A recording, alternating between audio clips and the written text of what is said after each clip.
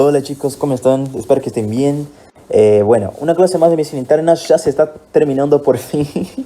Les prometo que les digo unas cositas y no van a escuchar más mi voz, por lo menos sin humo, pero sin cardio, espero. Y bueno, quería decirles nada más algunas cositas sobre el tabaco primero, sí, que son algunas cositas relacionadas a el tratamiento que podemos dar a un paciente tanto EPOC como con cáncer pulmonar. ¿Por qué? Porque si nosotros damos formoterol al paciente, anticolinérgicos, etcétera, para el paciente EPOC, todo muy lindo, todo muy bello, pero si el paciente sigue fumando, la verdad que mucho no va a mejorar, ¿sí? Porque va a seguir teniendo broncoespasmos, va a seguir teniendo el cuadro crónico y va a terminar teniendo un cuadro pulmonar e incluso una muerte súbita, ¿sí? Así que es muy importante hacer la indicación del tratamiento y también decir al paciente la importancia de hacer el tratamiento, ¿sí? Si hay que decirlo con palabras criollas, che, la verdad que si seguís fumando vas a terminar muriendo, bueno, hay que decirlo, ¿sí? Porque a veces piensan que estamos exagerando, es como el alcohol, ¿sí? Bien, ¿qué tienen que saber del tabaco? Te van a preguntar 4 fármacos que puedes dar justamente para un paciente que tiene que dejar de fumar, ¿sí? Primero, nosotros tenemos los parches, ¿sí? Los parches son nada más o nada menos de lo que esos parchecitos que se ponen a nivel de la piel, ¿sí? Que usan a través de la absorción de la piel. Bueno, eso. Nosotros tenemos el spray, ¿sí? Tenemos la goma, que sería el chicle, ¿sí? Y tenemos los comprimidos. Entonces, fíjense que son fáciles. Si te pregunto una pregunta relacionada a tratamiento para el paciente nicotínico, bueno, es una pregunta regalada, ¿sí? Tienes que decir que puedes usar parches, spray, goma o comprimidos. Rey también te va a decir que hay la acupuntura. ¿Qué más que había? Acupuntura y había otro que siempre dice, que ya no me acuerdo, que dice que son milagrosos. Bueno, hay la acupuntura, hay el servicio social también, hay muchas otras cosas. También pueden encontrar ese que es la vareniclina, nunca me sale, pero ¿qué sería? Sería justamente un antagonista del receptor nicotínico, ¿sí? Entonces va justamente antagonizar, ¿sí? el receptor de nicotínica, pero ¿cuál es el problema acá? El problema es que eso puede dar un cuadro de abstinencia, así que hay que tener ojo, hay que ver si asociamos con benzodiazepinas o no, si eso depende mucho. Bien. Ahora sí, vayamos a los temarios grandes. Empezando por nuestra querida atelectasia, ¿sí? ¿Qué pasa con la atelectasia? La atelectasia es un cuadro donde hay un colapso alveolar, ¿sí? Por ausencia de aire en un segmento pulmonar, en un lóbulo o en todo el pulmón, ¿sí? Entonces, ¿qué te está diciendo? Tienes acá tu vía aérea, tu alvéolo, tuki, perfecto. Entra el aire, se esparza, hace el intercambio, todo muy lindo. Pero ¿qué pasa si tenés, por ejemplo, un tumor acá? Y ese tumor empieza a comprimir justamente la vía aérea, ¿sí? Puede llegar a un nivel que termina colapsando la vía aérea, ¿sí? ¿Cuál es el problema? ¿El aire va a pasar? No. Entonces se colapsa todo el alvéolo, ¿sí? Bien, eso es el motivo por el cual en la semiología, no sé si ustedes se acuerdan, igual ya vamos a hablar, no voy a dar spoiler, pero bueno, eso sería más o menos la atelectasia, ¿ok? ¿Cuáles son las causas que pueden llevar a la formación de la atelectasia? Puede tener causas obstructivas, ¿sí? Que en sí tienen subcausas, digamos. Dentro de las obstructivas pueden tener coágulos, objetos extraños, muco y compresión, ¿sí? ¿Por qué les digo eso? Porque hay una pregunta que te pregunta justamente sobre las causas obstructivas, ¿sí? Así que hay que saberlas. Si no, te puede preguntar causas en general. Si te pregunta causas en general, ahí puedes tener la compresión endotorácica, que es lo que dijimos recién. Puede ser un postoperatorio, un TEP, o la atelectasia redonda, que es cuando nosotros tenemos un giro en la propia circunferencia, ¿sí? Del bronquio, y eso hace con que tenga un colapso, ¿ok? Igual eso es rarísimo, ¿sí? Bien. ¿Cuál es el problema? El problema es que, como dijimos, acá no entra el aire. Pero acá abajo, ¿qué tengo? Mi querida arteria, ¿sí? Mi capilar, que está justamente asociado al intercambio gasoso. Pero no tengo oxígeno acá, porque acá está colapsado. Entonces, a eso, ¿qué vamos a llamar? Vamos a llamar un espacio muerto, ¿sí? Momento betina. ¿Cuál es el problema del espacio muerto? Que la sangre con dióxido de carbono que está pasando acá va a seguir y va a ir al sistema. Entonces, dependiendo del grado de atelectasia, yo voy a tener la formación de cianosis, ¿sí? Cianosis, hipoxemia, insuficiencia respiratoria y por ahí va, ¿ok? Entonces, la fisiopatología de la atelectasia, tengo un colapso del pulmón, ¿sí?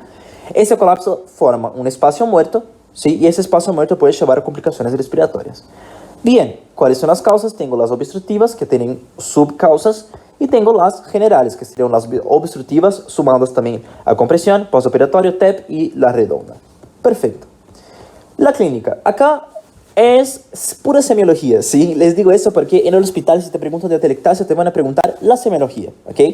Bueno, entonces, solo haciendo un repasito, recuérdense que en la inspección puede encontrar mi tráquea desplazada hacia el lado homolateral. ¿Por qué? Porque el pulmón está colapsado, entonces está trayendo, digamos, todo lo que está alrededor suyo. Imagínense que el pulmón, imagínense como si alguien estuviera empujando el pulmón y el pulmón lo que hace es intentar tirarse del otro pulmón, digamos, ¿sí? Por eso es todo homolateral, ¿ok?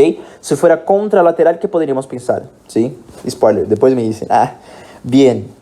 Otra cosa que puedo tener es una disminución respiratoria, ¿sí? Entonces voy a tener una disminución, una bradipnea, voy a tener una disminución de la expansión y elasticidad, si quisiera ya palpación, ¿ok?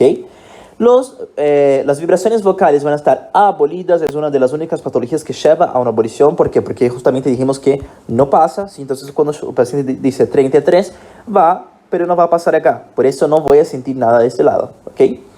Bien. Tengo la formación de matidez sobre el área colapsada y tengo la presencia de auscultación. Tengo la presencia de una alteración de la auscultación, que sería una inhibición de las murmullos vesiculares por el mismo motivo de las vibraciones vocales. ¿Ok? Bien, ¿qué estudio puedo pedir? Acá puedo pedir la clásica placa, ¿sí? Una radiografía. Recuérdense que la frase es cuando te pregunte el diagnóstico vas a recordar que dije una placa y un vaso de agua no se niega a nadie, ¿ok? Entonces vas a hacer una placa al paciente. Perfecto. ¿Qué vas a encontrar en esa placa? ¿Sí? Igual eso ustedes van a saber del diagnóstico, pero nada más quiero ubicarles en el sentido de que sé que esa placa es horrenda, ¿sí? Es un paciente con distrés, entonces está todo muy raro, pero quiero que ustedes sepan que eso que sería negro es el normal. ¿Por qué? Porque es aire. Aire es negro. ¿Por qué es negro? Porque justamente los rayos no se absorben con el aire, se dispersan y eso quema la placa. Bueno, ustedes van a ver en el diagnóstico, pero quiero que sepan que negro es aire. Perfecto. A eso, negro, nosotros decimos rayo lúcido. ¿Ok? Perfecto. Y tengo eso acá que está blanco. Y dijimos que el aire era negro. Entonces acá debería estar negro y está blanco. ¿Sí? A eso decimos radio opacidad. ¿Eso podría ser una neumonía? Sí. ¿Por qué? Porque la neumonía también se ve radio opaca. Pero fíjense que acá tengo una línea perfecta, ¿sí? De la radio opacidad. No sé si pueden notar, ¿sí? Que acá justamente tengo una línea perfecta. ¿Por qué? Porque esa es la cisura, ¿ok? Es la cisura del lóbulo, entre el lóbulo superior y el lóbulo medio, ¿sí? Entonces, cuando ves una radiopacidad con una cisura perfectamente así delimitada, sabes que es una atelectasia, ¿sí? ¿Por qué? Porque estás teniendo un colapso del pulmón, pero el colapso está nada más en esa cisura, ¿ok? Porque recuerden que acá de los bronquios van a tener toda una segmentación, ¿sí?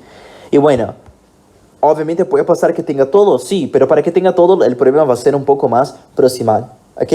Bueno, nada más para que sepan cómo identificar más o menos una atelectasia. Eso va a depender si es superior, si es anterior, si es posterior. Ustedes van a ver el diagnóstico, pero también puede tener, fíjense que el diafragma está un poquito elevado, ¿sí? Porque justamente todo se eleva, todo va hacia arriba. Además, la tráquea acá no se puede ver, ¿sí? Pero si tuviera más nitidez, y vamos a ver que la tráquea estaría hacia el lado homolateral, ¿ok?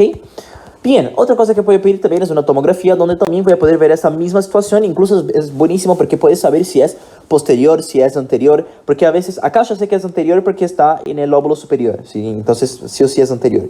Pero puede pasar que acá abajo, si tengo una acá abajo, yo no voy a saber si es anterior o si es media, perdón, si es posterior o si es media, ¿sí? ¿Por qué? Porque el lóbulo posterior está bien hacia atrás. Entonces, ¿qué hago? Pido una placa o pido una placa de perfil, ¿sí? O pido un ataque.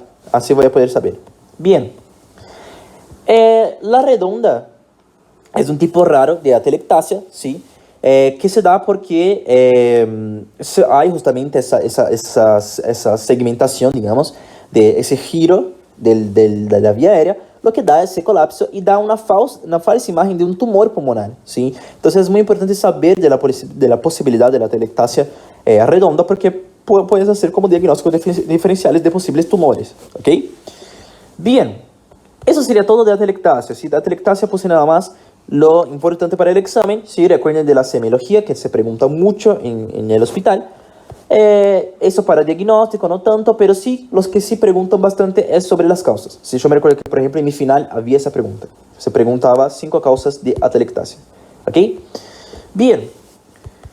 Después, derrame, ya vimos, perfecto, neumotórax. En el caso de neumotórax, ¿sí? Se produce cuando hay un ingreso de aire libre entre las pleuras visceral y parietal. ¿Ok? Entonces, recuérdense que teníamos nuestras queridas pleuras, ¿sí? Una acá, una visceral y una parietal. Entre estas pleuras tenía un espacio que decíamos que era un espacio virtual, ¿sí? En ese espacio virtual hay presiones que pueden ser negativas o positivas. ¿Por qué es importante? Porque eso define si mi pulmón expande o si mi pulmón hace la inspiración, si hace la inspiración o si hace la expiración, ¿ok? Eso depende de la presión que tengo entre las pleuras. Si yo tengo la entrada de aire entre las pleuras, eso va a alterar toda la positividad, ¿sí? Justamente del espacio interpleural. ¿Cuál es el problema? Eso hace con que mi pulmón no pueda hacer la expansión y hacer la inspiración y expiración normalmente, ¿sí? Entonces el paciente va a tener justamente, digamos que una apnea, digamos, de uno de los pulmones, justamente porque no puede hacer la fisiología normal. Igual eso, obviamente, estoy hablando de neumotórax masivo, digamos, pero obviamente depende del tipo de neumotórax.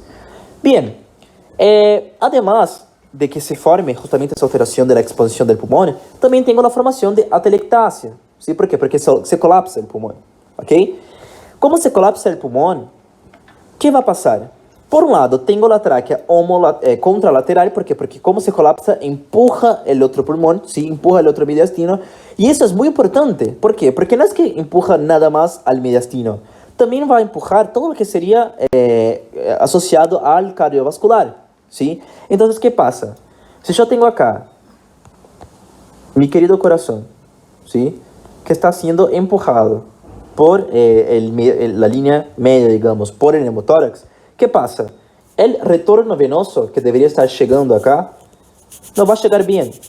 Entonces tengo una caída del retorno venoso, ¿sí? ¿Cuál es el problema de tener una caída del retorno venoso? Si tengo menor retorno venoso, tengo menor volumen minuto, ¿sí? Que era el volumen justamente que iba a ir a todos los lados. Si tengo menor volumen minuto, ¿qué va a pasar? Tengo un shock, ¿sí? En este caso un shock obstructivo.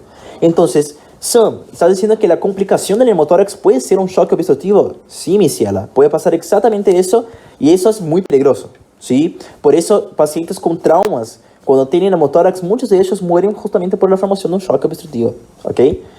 Bien, ustedes van a ver que hay una clasificación, que tenemos los espontáneos, primarios y secundarios, y iatrogénico, ¿sí? Y traumático. El traumático es nada, es, por ejemplo, por un incidente de auto y etc. El iatrogénico es cuando nosotros nos mandamos una bacana, ¿sí? Que puede ser, por ejemplo, cuando vamos a poner un catéter en la vía, una vía central, digamos, ¿sí? Eso puede terminar perforando la pleura, ¿sí?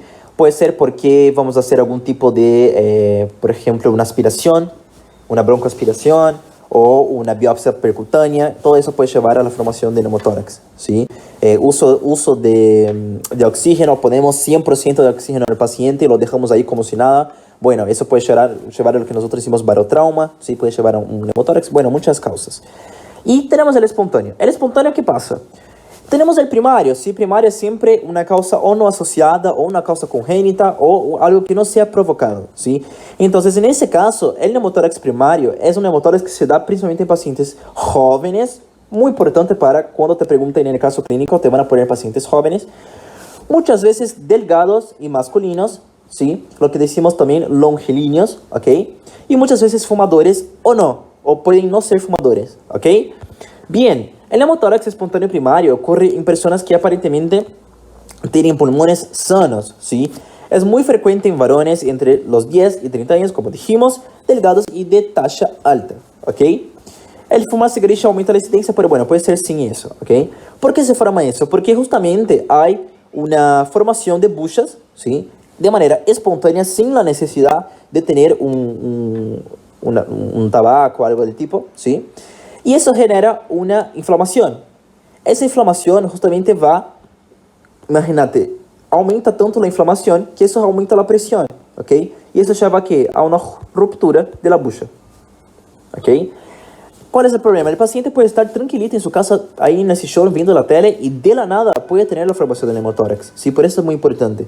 Entonces, nosotros cuando vemos que el paciente está ingresando por un posible neumotórax, una clínica de neumotórax, y vemos que es un paciente joven, tiene entre 10 a 30 años, o sea, puede ser incluso pediátrico, y entra con disnea súbita, opresión en el pecho, y vemos que es homogenineo, bueno, podemos saber que puede ser por un neumotórax, ¿ok? Bien, de nuevo, momentos, semiología son peruso. ¿Qué sería? Semiología, te van a preguntar en el torno principalmente, ¿sí? Que te van a decir cómo está la tráquea desplazada hacia el otro lado contralateral, ¿sí? Disnea progresiva o súbita, ¿sí? Normalmente es súbita, pero puede ser progresiva también. Y dolor pleurítico, ¿ok? En la palpación lo mismo que la otra, ¿sí? Percusión, tengo hipersonoridad y disminución de las vibraciones vocales, así como los movimientos vesiculares. Igual eso sería para un neumotórax que no es completo. Si es un neumotórax completo, ahí voy a tener directamente abolición, ¿ok? Bien, y puede tener incluso timpanismo dependiendo del neumotórax. Perfecto. ¿Qué voy a pedir? Puedo hacer una placa, ¿sí? Y vas a decir, ay, Sam, pero el paciente está ahí con un cuadro de shock, incluso, y vas a hacer una placa. Bueno, en La Guardia, quizás ustedes ya vieron que hay algunas placas que son móviles, digamos. Entonces, puedes hacer, el paciente ahí en la propia camilla puede sacar una placa, ¿sí? Perfecto. ¿Qué vas a ver? Fíjense que acá tengo un pulmón normal, ¿sí? Un pulmón que acá seguramente está pasando algo, puede ser un derrame, pero no es neumotórax porque veo la pleura, ¿sí? Bien, ¿qué pasa? Fíjense que acá puedo ver justamente la pleura, ¿sí? No sé si ustedes pueden ver. Acá tengo el pulmón, acá tengo todo ese espacio, que sería aire, ¿sí? Y ese es un neumotórax. ¿Por qué es un neumotórax? Porque estoy viendo cómo el pulmón se colapsó. Tengo zonas de atelectasia, incluso eso puede ser una atelectasia, y veo la pleura, ¿ok? Bien, la tráquea acá no sé si se ve bien, no sé si se ve bien, pero yo la veo un poquito por acá, ¿sí? Bien, esa resolución no te la robo, boludo. Bien, ¿puedo pedir un ataque? Obvio que sí. ¿Qué vas a ver en el ataque? Puedes ver las buchas, ¿sí? Fíjense qué grande que son, ¿sí? En este caso sería incluso un criterio para hacer lo que nosotros dijimos de la buchectomía o la colocación de una válvula unidireccional, ¿sí? Pero, ¿qué más vas a tener? Tienes justamente la formación del neumotórax, ¿ok? Entonces, tenés el pulmón colapsado, tenés todo eso de aire, ¿ok? Acá tenés las buchas, pero tenés todavía el pulmón, ¿ok? Bien. ¿Cuál es el tratamiento? El tratamiento es el siguiente. Si el neumotórax posee un valor menor a 15%, ¿sí? Porque vas a clasificarlo entre el porcentaje, se puede esperar, ¿sí? Entonces, ¿qué te está diciendo? Si es un neumotórax leviano, bueno, se puede esperar, ¿sí? Se puede hacer una resolución espontánea. Ahora, si tiene más de 15%, ¿sí? Vamos a tener que hacer algún tipo de punción o vamos a tener que hacer algo para retirar ese aire que está ahí adentro, ¿ok? ¿Cómo podemos hacerlos? Podemos hacer con una punción con aspiración, ¿sí? Que es muy exitosa, 70% de los casos. O podemos poner una colocación de un tubo pleural, ¿sí? El tubo pleural es la famosa trampa de aire, ¿sí? Donde tenés acá el pulmón de tu paciente. Bueno. Tenés acá el pulmón de tu paciente.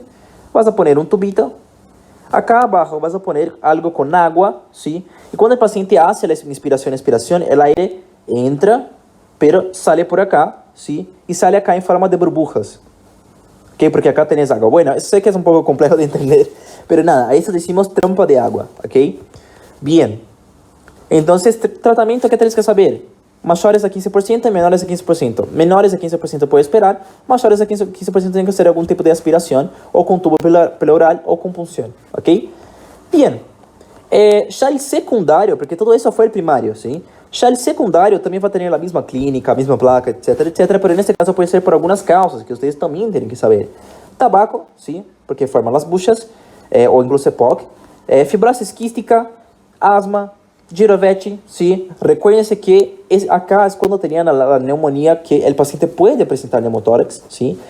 Neoplasias, el catamenial, que sería catamenial, la verdad, que sería todo lo que sería las pacientes que tienen una menstruación y mientras están teniendo una menstruación tienen la aparición de un neumotórax, obviamente súper raro, y neumotórax necrotizante, ¿ok?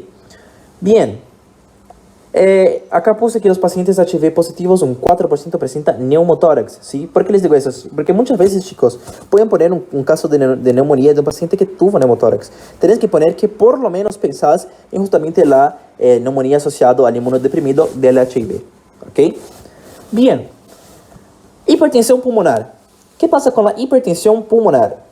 Primero tenemos que saber el valor normal, ¿sí? Recuerden que la tensión venosa principal es de 12 milímetros de mercurio, ¿ok?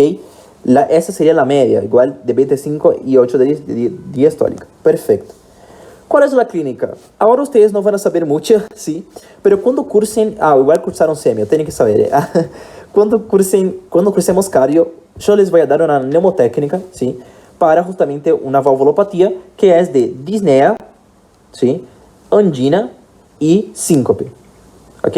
¿A eso qué sería? Eso está asociado a la estenosis aórtica, ¿sí? Bueno, quiero que ustedes sepan que la hipertensión pulmonar te da la misma clínica, da una clínica de estenosis aórtica, ¿ok? Que sería el DAS, disnea, angina y síncope.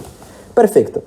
Vas a tener signos de desdoblamiento, ¿sí? Recuérdense que ¿qué era el desdoblamiento? Era cuando yo tenía R2, ¿sí? R2 tenía un componente aórtico y un componente pulmonar. Como ahora tengo un aumento de la presión pulmonar, ¿sí? Primero voy a escuchar el cierre de la aórtica y después voy a escuchar el cierre de la pulmonar. Y eso digo desdoblamiento, ¿sí? Entonces voy a escuchar. Bien. Además de eso, tengo una hipertrofia del ventrículo derecho, ¿sí? Incluso puede tener una insuficiencia derecha, ¿sí? ¿Por qué? Porque tengo más presión. Como aumenta la presión de la pulmonar, llega al ventrículo, aumenta la presión del ventrículo. El ventrículo derecho no está acostumbrado a tener ni siquiera tanto volumen que dijera mucha presión. Entonces, produce una hipertrofia, ¿sí? Eso va a terminar, puede impactar también a nivel de la aurícula. De la aurícula puede llevar a arritmias, a una presión retrógrada, dando a alteraciones como edema cerebral y también todo lo que sería hipertensión portal. Si fíjense cómo pueden pensar más o menos, prepárense porque cardio es largo, ¿eh? Yo les estoy dando tips porque van a usar adelante. Bien. ¿Cuáles son las causas que pueden llevar a una hipertensión pulmonar? Puede ser por una isquemia, ¿sí? ¿Por qué? Porque se produce una vasoconstricción automática de la arteria pulmonar, ¿ok? Puede ser por una embolia, una hipertensión de la vena pulmonar, o también un TED, puede ser, ¿ok? Una enfermedad autoinmune y una alteración congénita, ¿ok? Bien, ¿qué voy a pedir? Puedo pedir un electrocardiograma, ¿sí? Igual, eso... Por ahora quédense tranquilos, pero para cardio, ustedes van a ver que en cardio van a ver lo que decimos P pulmonar, ¿sí? Porque la P pulmonar es cuando acá tenés la onda P, vas a verla así, ¿sí? La ves bien proeminente, a eso decimos P pulmonar. Además vas a tener signos de hipertrofia del ventrículo derecho, que van a aparecer acá en el complejo QRS, ¿sí? Y ya vamos a ver cómo se calcula. Y vas a tener un eje que va a ir hacia la derecha, ¿ok? Bien, además en la radiografía vas a tener un aumento del corazón derecho, y vas a tener una dilatación del hilo pulmonar. Entonces, en la radiografía, cuando la ves, vas a ver que el corazón va a tener un aumento derecho, ¿sí? Del ventrículo derecho, y además el hilo pulmonar va a estar mayor. ¿Por qué? Porque tenés justamente una dilatación, ¿ok? Bien, ¿qué vas a poder pedir? Un CT-angiograma también, que es lo mismo que nosotros pedimos en las otras patologías para poder justamente asociar lo que sería la presión vascular con lo que sería el aporte respiratorio, ¿sí? ¿Y cuál es el tratamiento? Eso se repregunta, chicos, ¿sí? Es muy pregunta de examen. Vas a usar nifedipina, ¿sí? Que es un vasodilatador pulmonar, acenocumarol y furosemida, ¿sí? ¿Qué carajo de drogas son esas? Bueno, son drogas cardíacas, ¿sí? Nosotros vamos a ver en cardio. Por ahora, nada más sepan los nombres, ¿ok? Nifedipina o nifepidina, puede ser también, pueden encontrarlo así, acenocumarol y furosemida, ¿sí? Furosemida es un diurético y vamos a usar nada más para los edemas, ¿sí? El acenocumarol, como dijimos en la clase de TEP, inhibe la vitamina K, y la nifedipina es un vasodilatador pulmonar, ¿sí? Bien, eso es lo que tienen que saber más o menos de hipertensión pulmonar. Igual mucho de eso, ustedes no van a entender mucho porque es más de cardio, entonces no se suele preguntar, pero sí sé que se pregunta bastante sobre tratamiento, ¿ok? Principalmente en el final, que ahí ya no tienen excusa para no saber los fármacos, ¿sí? Bien, y nada, estos serían los temas que nos faltaban, ¿sí? Igualmente si falta algún otro tema más, vamos a ver en el repaso. Y nada, chicos, espero que las clases les hayan servido para algo, espero que pueda haberles ayudado con alguna duda. Recuérdense por favor de hacer los flashcards, recuérdense de hacer las preguntas, ¿sí? Lo que más quiero que ustedes tengan es justamente confianza para llegar en el examen y leer la pregunta y decir, bueno, eso me lo sé, eso no lo sé, pero puedo pensar, o ir para la próxima pregunta, porque eso es lo principal, ¿sí? Porque lo que pasa es que leen la primera pregunta, dice, uy, no sé, y ahí ya están desesperados. Entonces, cuando van a leer la segunda pregunta, a veces lo saben, a veces lo pueden pensar, pero ya están medio tipo, ay, no, ese examen es una mierda, no sé nada, no voy a poder. Sí lo pueden, sí. Chicos, ustedes pueden, ustedes saben, hagan el examen tranquilo, ¿sí? Para los chicos de Tornú, fíjense bien todo lo que es semiología, porque se pregunta mucho, ¿ok? Y principalmente todo lo que sería las alteraciones, no de tratamiento, porque tratamiento ahora en Tornú saben que ustedes todavía no saben muy bien del libro de Tornú, pero bueno, para cardio ahí ya hay que usar sí o sí el libro de Tornú. Y nada, chicos, cualquier duda me avisan y nos vemos en el repaso.